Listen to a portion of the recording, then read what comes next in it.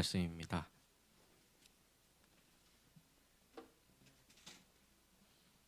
마태복음 16장 24절, 25절 말씀.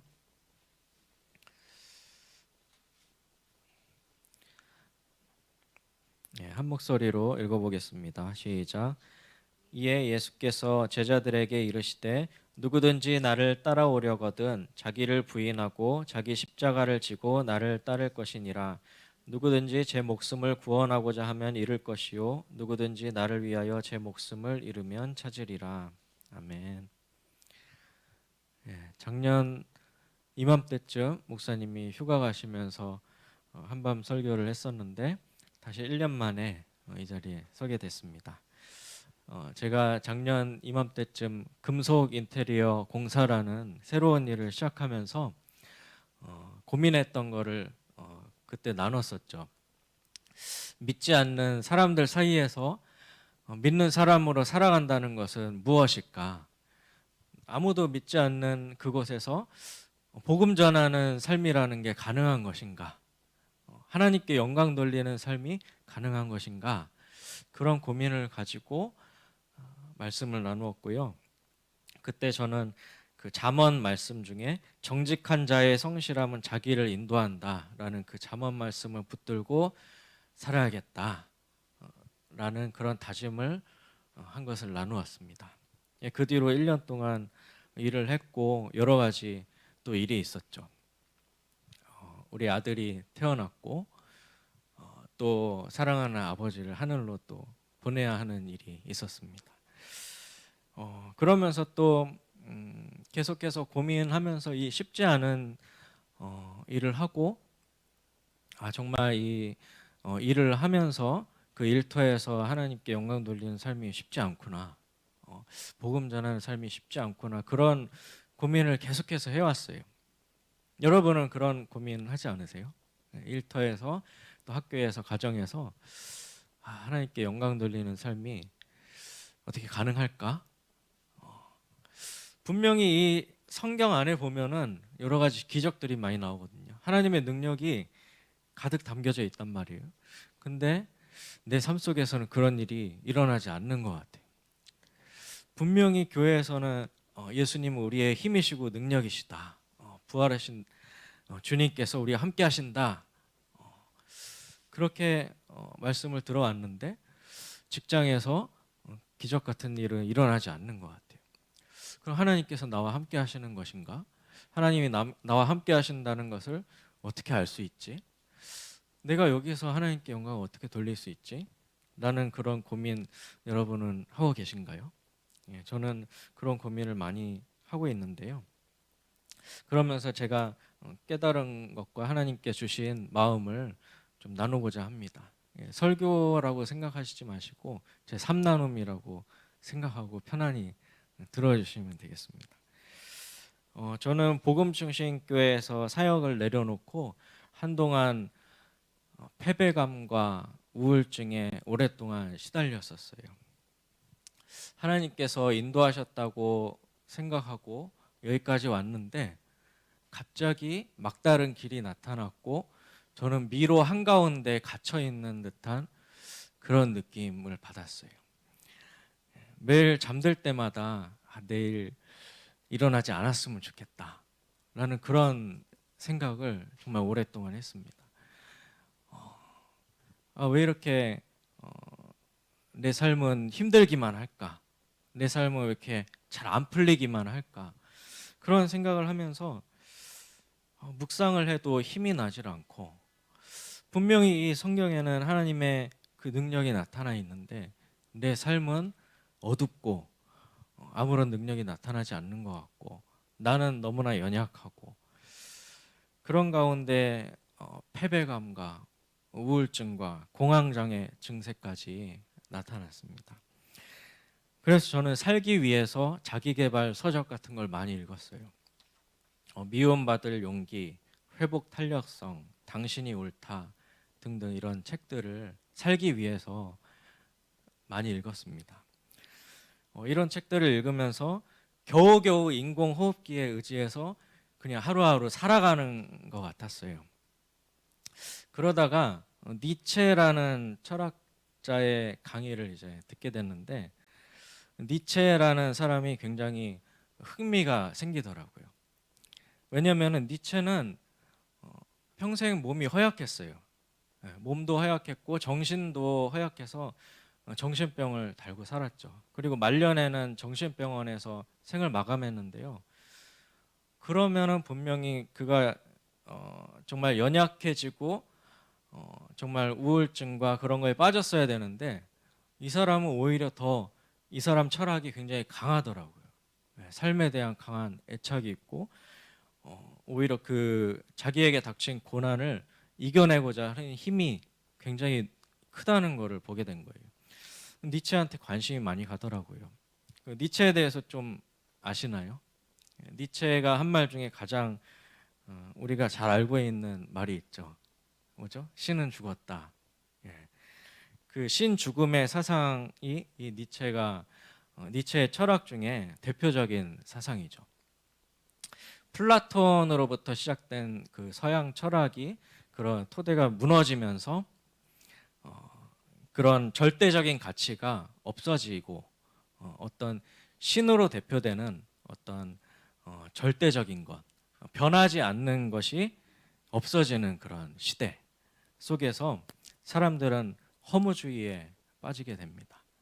내가 절대적이라고 생각했던 것이 절대적인 게 아닐 수도 있구나라는 생각에 사람들이 허무주의로 가는 거죠. 그런데 니체는 그런 상황 속에서 신은 죽었다라고 아주 힘있게 자기의 철학을 설파하면서 허무주의를 극복하고자 했어요. 그러면서 니체가 얘기했던 거는 초인 사상이었어요. 초인이 되어야 된다. 너의 삶을 실험적으로 살고 고정된 틀을 깨고 삶을 도전적으로 받아들여라. 그리고 어떠한 고난이 오더라도 그것에 의해서 굴복하는 것이 아니라 그것을 오히려 이겨내고 그 고난을 이겨내는 그런 초인 같은 사람이 되어야 된다.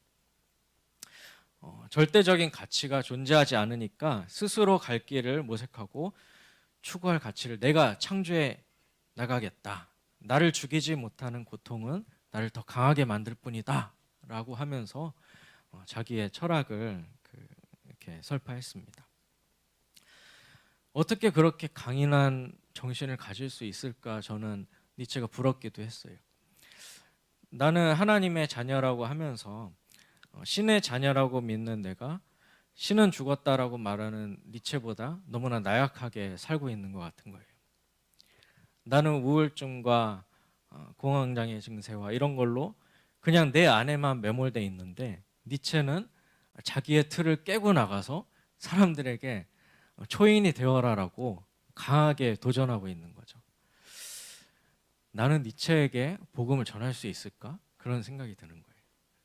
내가 니체에게 복음이 기쁜 소식이잖아요. 복된 소식인데 이렇게 연약한 내가 니체같이 강하게 살아가는 이 철학자에게 기쁜 소식을 전할 수 있을까? 그러면서 좀 관심을 많이 갖게 됐었어요. 그러면서 계속 고난에 대해서 묵상하고 그러다 보니까 성경 안에서 특히 고난에 대한 그 부분을 많이 묵상하게 되는 거예요. 제가 이제 어렸을 때 중고등부 시절에는 주로 이렇게 힘있게 다윗과 요셉과 같은 사람이 되어라 라는 이런 말씀을 많이 들었거든요. 그리고 저는 그렇게 살아야 된다고 생각을 했어요. 어떻게 다윗처럼 정말 골리앗을 때려 눕히고 요셉처럼 형제들에게 미움받고 감옥에 갇히고 나서도 다시 일어서서 애굽의 총리가 되는 것 같은 하나님의 힘으로 이렇게 일어나는 그런 하나님의 기적을 보이는 그런 사람이 되어야겠다고 생각을 했는데 성경 안에는 이런 힘 있고 하나님의 기적이 나타나는 그런 모습도 있지만 고난과 하나님이 안 계신 것 같은 정말 어두움 가운데 있는 그런 사람들의 이야기가 나타나는 거예요. 우리는 요셉과 다윗 이런 사람들의 삶을 이 사람의 전 생애를 다 이렇게 전지적 작가 시점에서 보잖아요. 이 사람의 어떻게 태어났고 어떻게 죽었는지 이 삶의 전체를 이렇게 보니까 요셉이 이런 힘든 일을 겪고 나서도 애굽의 총리가 됐어. 다윗이 이런 힘든 일을 겪고 나서도 이스라엘 왕이 됐어. 자꾸 이렇게 이 사람이 이룬 거에 이렇게 초점을 맞추고 보게 되는데, 사실 이 사람이 그 고난 속에 있을 때 그 시간 속에서는 이 요셉과 다윗과 같은 사람들도 정말 하나님이 살아계신가? 근데 왜 내 삶은 이렇지? 라는 생각을 하지 않았을까요?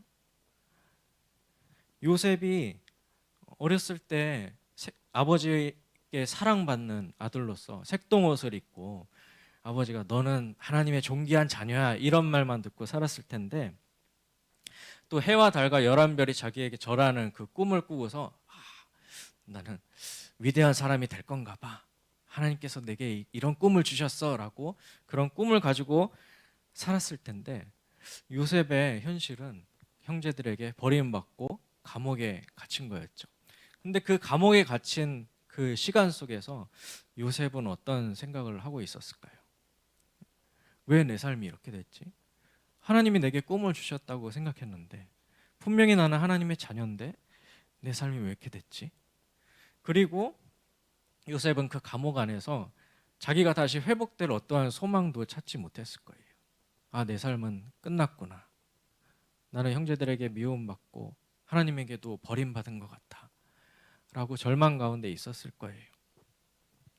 다윗도 마찬가지죠. 형제들 중에 가장 인정받지 못하고 양이나 치는 그런 일을 하고 있을 때 사무엘 선지자를 통해서 이스라엘 왕으로 기름 부음을 받잖아요.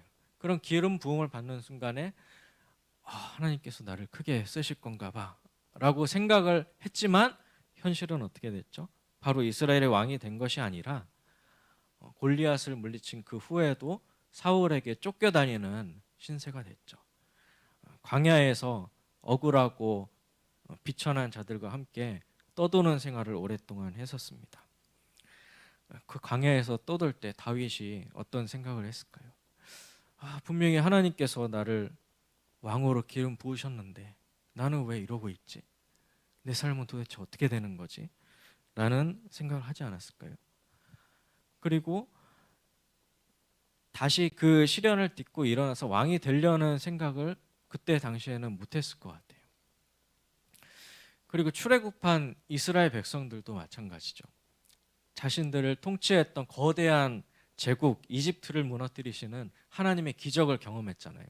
그들이 꿈에 부풀어서 하나님께서 주시고자 하는 그 새하늘, 그 적각불이 흐르는 그 땅으로, 가나안 땅으로 갈 때에 이제 하나님께서 이 땅을 우리에게 주실 거야라고 생각하고 왔는데, 현실은 광야에서 계속 뺑뺑이를 돌고 자기보다 훨씬 더 강한 민족을 만나고, 이게 뭐지?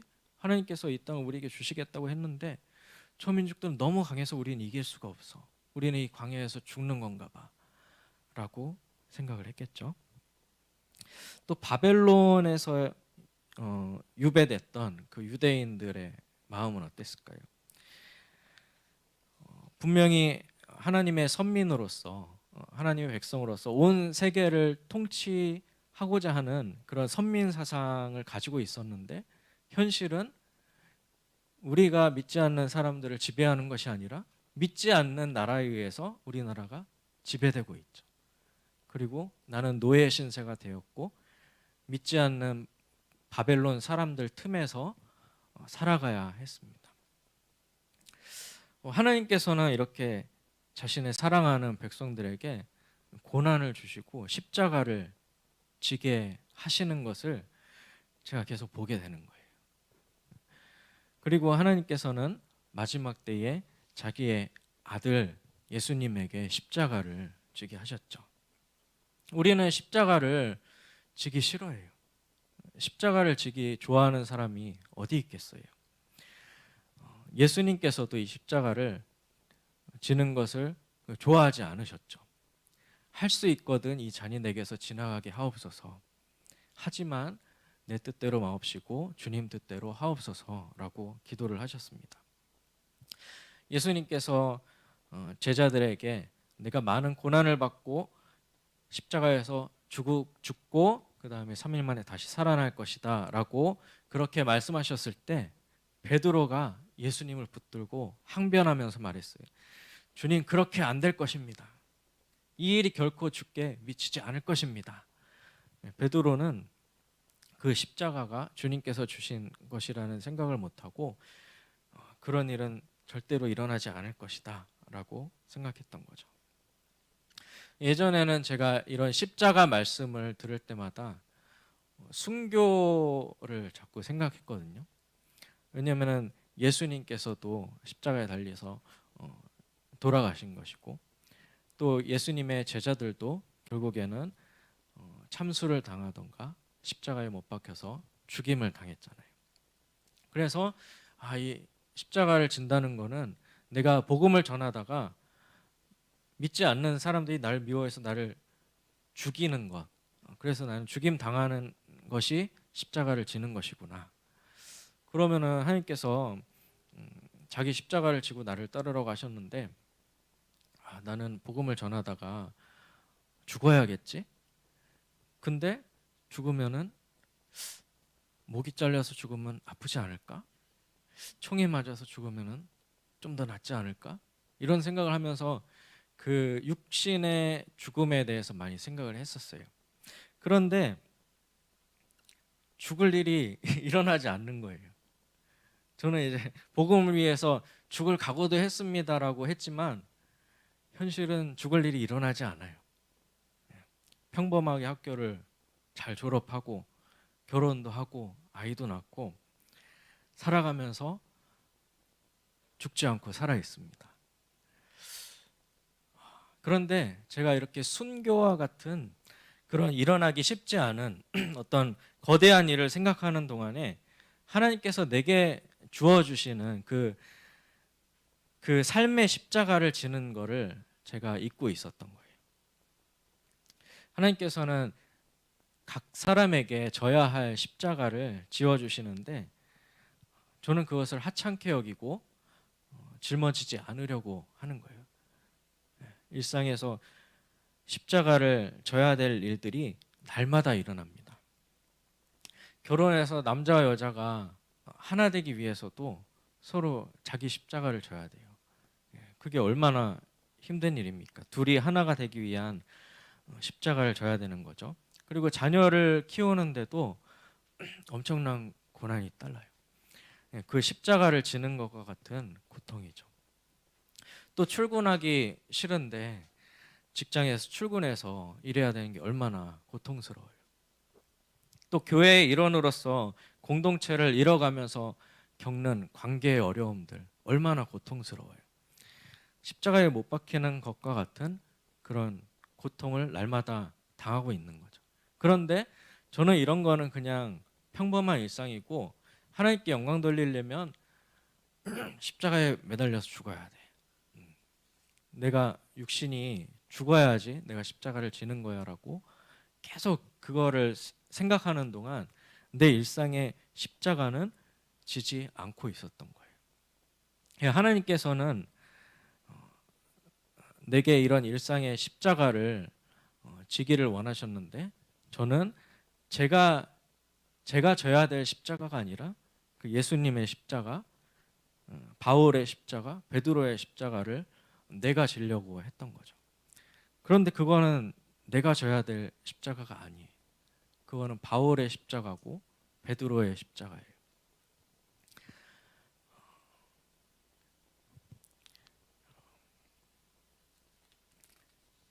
우리는 십자가를 참 지기 싫어하죠. 이런 일상의 어려움들, 우리가 살아가면서 겪는 고난들, 희생 이런 거를 정말 하기 싫어해요. 이 세대가 정말 십자가를 지기 싫어하는 세대인 것 같습니다. 죽지 않으려고 하는, 자기가 죽지 않으려고 하는 세대인 것 같습니다. 계속 사람들이 이제 결혼을 하지 말라라고 얘기를 하고 자녀 낳지 말라라고 얘기를 하는데 그 이유를 들어보면은 네가 손해다라는 거죠. 야, 결혼하면 네가 죽는 거야. 네가 희생해야 돼. 자녀 낳으면 얼마나 힘든지 알아? 그러니까 자녀 낳으면 안 돼라고 그 사람들이 계속 얘기를 하죠. 그 예수님께서 말세 사람들이 자기를 사랑한다고 했는데 사람들이 자기만 사랑하는 거예요. 희생을 하지 않으려고 하고 이런 하나님께서 우리에게 짊어주시는 십자가를 지지 않으려고 하는 거죠.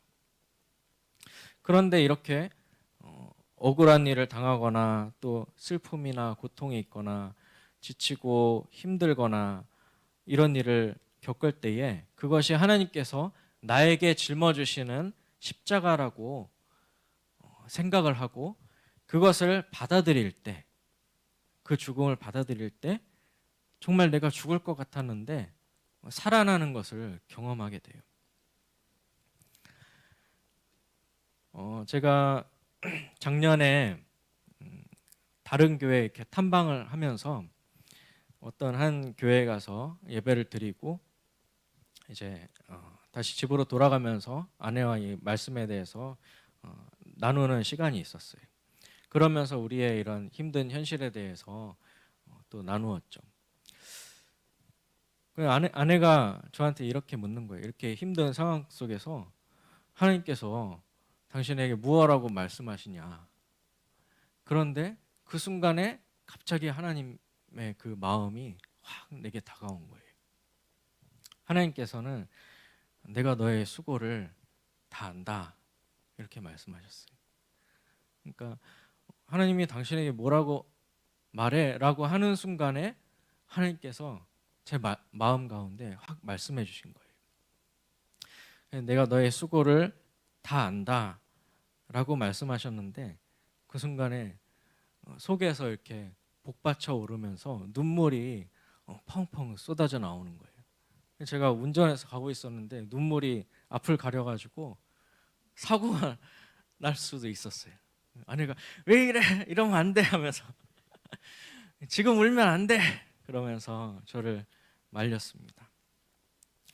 그리고 하나님께서 내가 하나님께서 주신 그 십자가를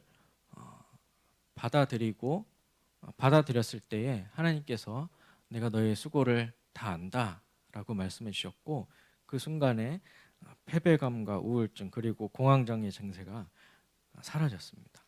그리고 십자가를 감당할 수 있는 힘이 더 생긴 거예요. 자기계발서에서 말하는 그 회복 탄력성 이것이 십자가를 기꺼이 감당하는 마음에서 이미 이루어지는 것을 저는 경험을 했습니다.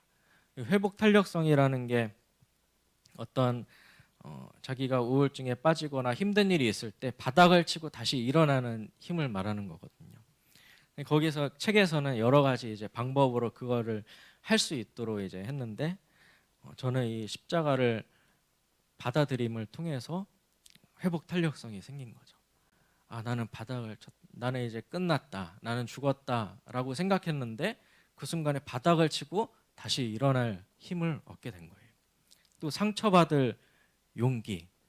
이것도 제가 나는 죽었구나. 나는 하나님께서 나에게 주신 십자가를 내가 져야겠다라고 생각하는 순간에 모든 상처들이 하찮게 여겨지는 거죠. 그것들을 기꺼이 감당할 수 있는 용기가 생긴 겁니다. 이렇게 하나님께서는 우리에게 십자가를 짊어지게 하실 때에 우리를 죽이시려고 하는 게 아니라 우리를 살리시려고 하는 거예요.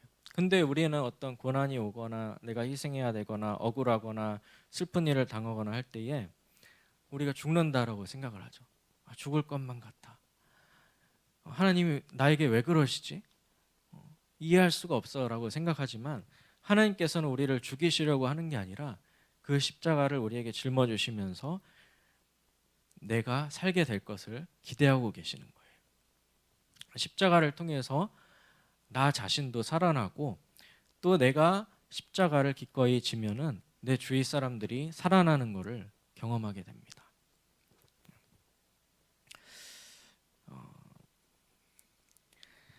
얼마 전에 세상을 떠난 아버지 얘기를 잠깐 하려고 합니다.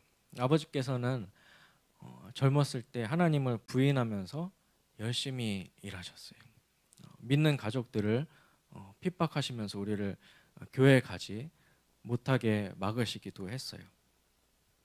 그러시던 아버지가 이제 말기암 선고 후에 말씀 묵상을 시작하셨어요. 그 성경 일독을 해야겠다라고 생각을 하시고 매일 말씀 묵상을 하면서 그 하나님을 의지하게 됐습니다. 물론 그 암 선고 이후에 교회를 좀 나가시고 믿음이 좀 생기긴 하셨어요. 그런데 암 선고 후에 말씀을 묵상하시면서 그 믿음이 더욱 강해지고 그 마음이 더욱더 가난해져서 하나님을 의지하시는 모습을 보면서 우리 가족들이 또 많은 기쁨을 얻었습니다. 제가 어릴 적에 아버지는 표현을 잘 안 하시는 분이셨어요. 한 번도 저에게 사랑한다는 말씀을 안 하셨어요. 그래서 저는 아버지에게 사랑한다는 말을 듣고 싶었는데 아버지는 나를 사랑하는가? 라고 생각될 정도로 그런 표현을 안 하셨어요. 그런데 아버지께서 이 암 선고를 받으시고 제가 기도할 때 하나님께서 제게 기도 응답을 해주셨는데 아버지가 내가 어렸을 때 나에게 주지 못했던 그 사랑을 배울 때까지는 하나님께서 살게 하시겠다는 그런 기도 응답을 받았어요. 그래서 저는 그러면은 아버지께서 좀 그래도 오래 사시지 않을까라는 그런 생각을 했어요. 왜냐하면 아버지가 이제 사랑을 이렇게 배우시고 사랑한다는 얘기를 하시려면 오래 사셔야 되니까. 아버지께서 손주가 태어나시니까 너무 좋아하시는 거예요. 날마다 손주 사진을 보시고 집에 손주 사진을 이렇게 커다랗게 프린트해가지고 곳곳에 붙여놓으시고 그 손주를 너무 사랑하시더라고요. 그런데 그렇게 저에게 사랑한다는 말을 안 하셨던 아버지가 손주를 보고 처음으로 사랑해 온유야 이렇게 말씀하시는 거예요. 그 순간에 제 마음이 싹 녹아드는 거예요. 손주에게 하신 말씀이지만 저에게 하신 말씀으로 느껴졌어요. 하나님의 그 기도 응답이 이루어진 거구나. 아버지께서 내가 어릴 때 그 표현 못했던 그 사랑을 손주에게 표현하고 계시는구나 라고 하면서 너무 감사했습니다. 네. 이 암이라는 거는 아버지에게는 어떤 아버지가 짊어져야 될 십자가인 거죠. 그리고 그것은 하나님께서 허락하신 일이었어요. 하나님께서 아버지에게 짊어주신 그 십자가였습니다. 그런데 그 암으로 인해서 육신은 죽어갔지만 아버지께서는 그 십자가를 지심으로 인해서 분명히 영적으로 살아나셨어요. 더욱더 하나님을 의지했고 가족들에게 믿음의 도전을 하게 되었습니다. 십자가를 기꺼이 지게 되면은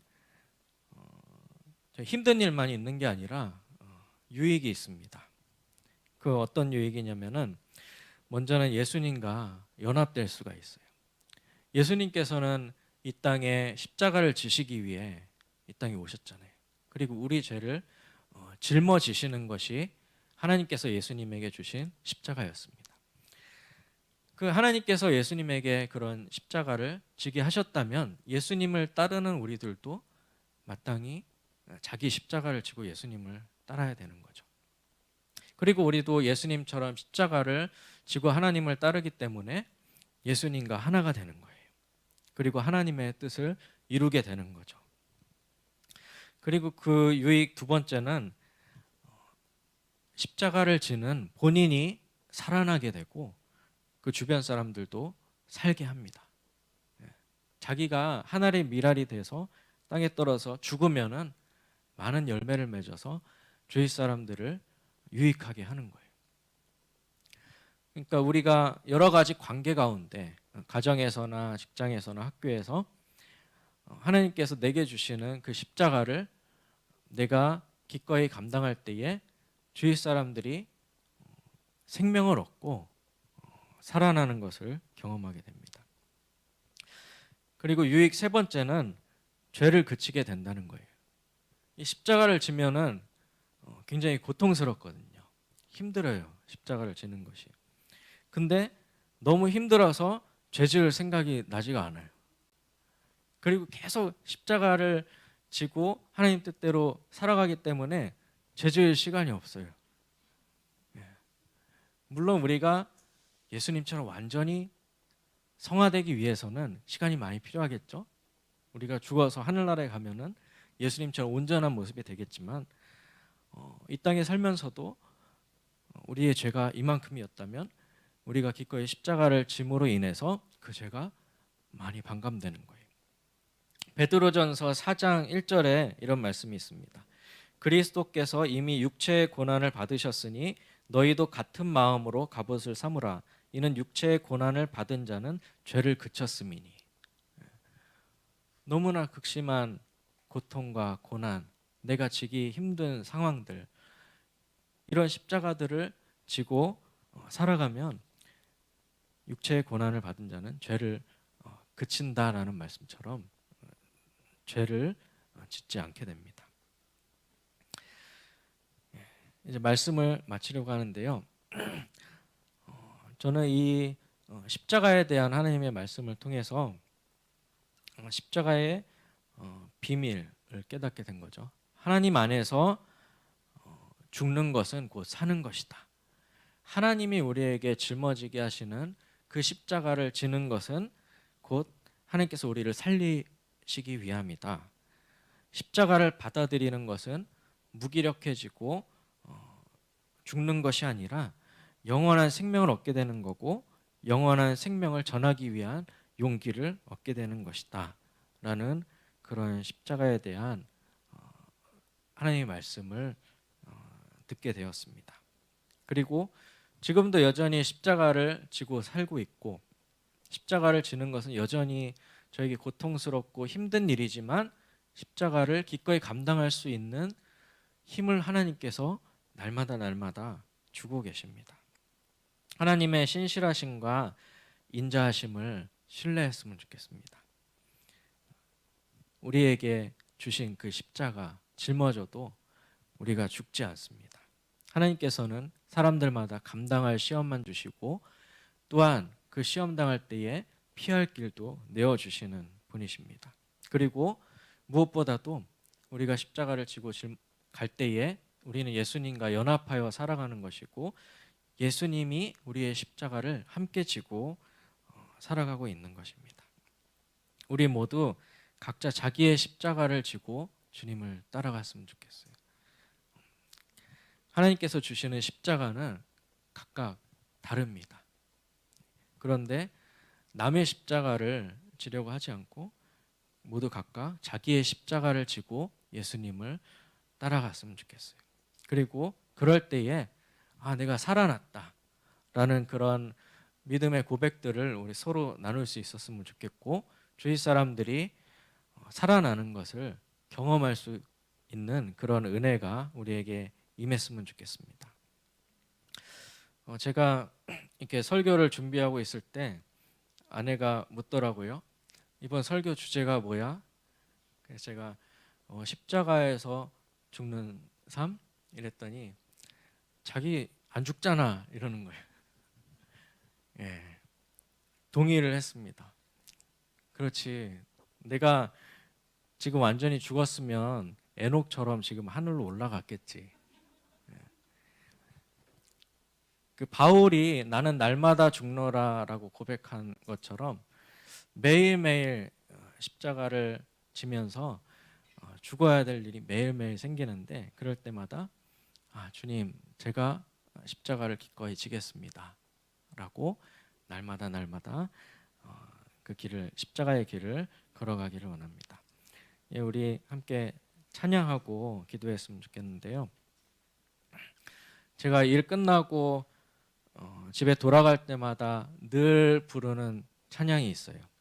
예수 늘 함께 하시네라는 찬양인데요. 이 가사 때문에 그런 거예요. 일 끝나면 항상 고단하다라는 그런 생각을 하거든요. 가사가 고단한 인생길 힘겨운 오늘도 예수 내 마음 아시네. 지나간 아픔도 마주할 세상도 예수 내 마음 아시네.